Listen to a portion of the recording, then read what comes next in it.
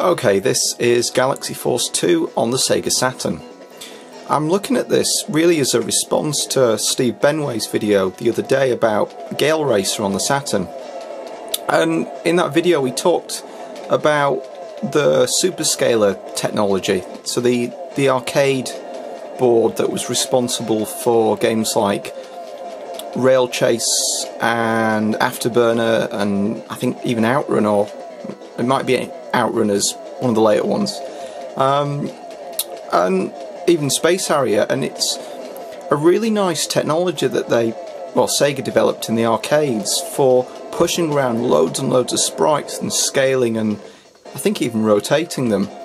And the idea was that you could create these 3D games, but everything was made out of what am I talking about? Made out of sprites, not polygons, instead of polygons.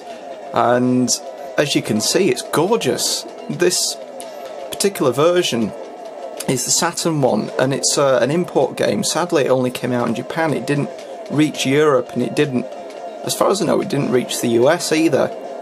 But I just failed to see why this didn't get released over here. So it looks brilliant, and I think now you can look back at it and, well, it looks retro, but it looks cool. Whereas I think at the time polygons were the way forward, understandably, really. Games like Daytona and Sega Rally and Ridge Racer taking a good foothold and really spawning the games that we now know and love on PlayStation and Xbox. And I think this may have looked dated. I think that must have been the only reason they didn't release it outside Japan, which is a real shame. There are a few games from the arcade based on this technology that didn't really receive good... oh crap! Really received good home conversions. So I know the earlier games based on this technology did, like Afterburner and Space Harrier, and they got very early Mega Drive releases, but they didn't really use any scaling. And well, not really, they didn't use any scaling, and they didn't... wow, that does look nice. Yeah, enjoying the view. Yeah, the Mega Drive hardware wasn't really capable of recreating a similar experience in the home, so we got sequels like Space Harrier... Space Harrier 2 and Afterburner 2, and they weren't quite as good. Yeah, I'll continue. Okay, I'll give the first level a go. I might stand a bit better chance. Wow, this does look like Soulstar.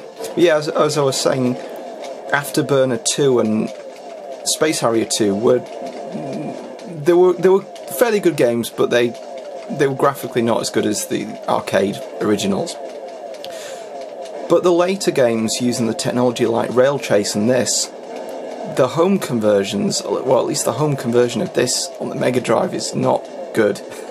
It really shows that this game was really based around the 3D and the 3D sprites, or 3D scaled sprites rather. And the Mega Drive version just, it had sprites at different sizes and they popped in and out, and the ground on some of the fire levels just looks like a really bad version of Outrun.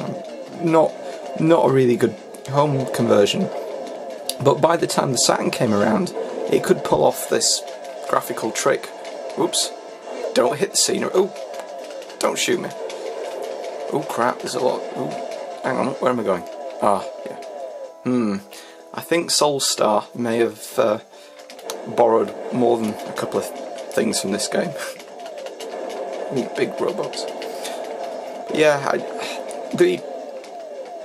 going back to Space Harrier and Afterburner, the original games did receive a 32X conversion, but I'm just surprised that they didn't convert this and Rail Chase and what was the other one?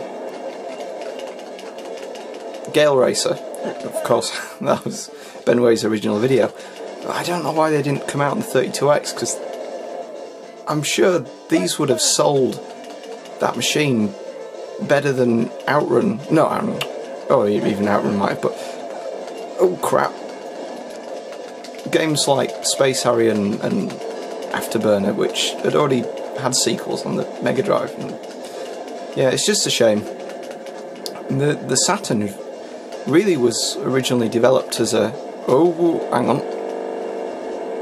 Oh, that was lucky. The Saturn was really developed as a 2D powerhouse and really designed for games like this. But I just think the 32X, whilst it might not have been able to pull off an arcade perfect conversion like this, I think it would have been a lot better than the Mega Drive game, and I think it would have sold the console quite well. But hey ho, you can't look back and say they could have done things different, because they didn't. Yeah, this really is a really nice looking game, and yeah, it just feels... Well, it doesn't date. I've mentioned this before, that there are certain styles of games which are not really going for realism. I mean, the way the sprites go, it's, you know, the way they scale and they're trying to represent the 3D environment isn't really realistic. But because of that, when you look back at it now... Oops, I might have shot the support pod. When you look... Oh, go away. You think these would be trying to kill me, wouldn't you? But yeah. Oh, what was I saying? Yeah, with these games that are not going for realism, so this and even, I suppose, Road Rash on the 3DO is a good example. It's not mathematically correct, so it's not using polygons, and it dates really well. Oh, crap. Okay, I'll give level 4 a try. But yeah, as I was saying, it's almost like the Uncanny Valley problem. I think early games on the PlayStation, for example, date quite badly, but the ones that weren't going for realism and, you know, very simple textures and very simple environments like Jumping Flash have dated really well. And I think it just goes to show that it's not about creating something which looks realistic, it's about sometimes creating something that looks impressive, and I think this does, regardless of the technology used. And I do personally like scaled sprites, I think they look cool, but I think if you saw this in an arcade now, it'd still look appealing, you know, retro and exciting, which I suppose is all you could really expect from an arcade. Hang on, I should be going forward. Bog off, go away. Ooh, what are these? I think they're hostile. Yeah. I'm surprised that no one's recreated a game like this or tried to make a remake, because making this now would be really easy. I know there was a PlayStation 2 version and it used filtered textures for the sprites and that looked good, but I'm just surprised that no one's tried to recreate this game in OpenGL.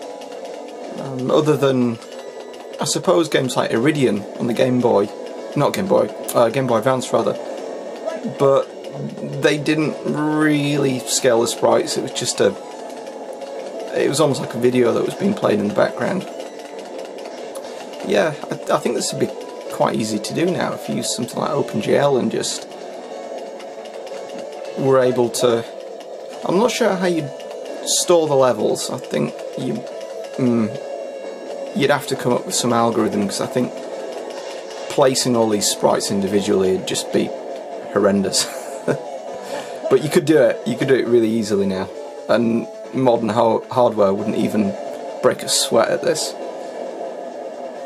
But then again, I suppose even in this game, you could... Oh, hang on.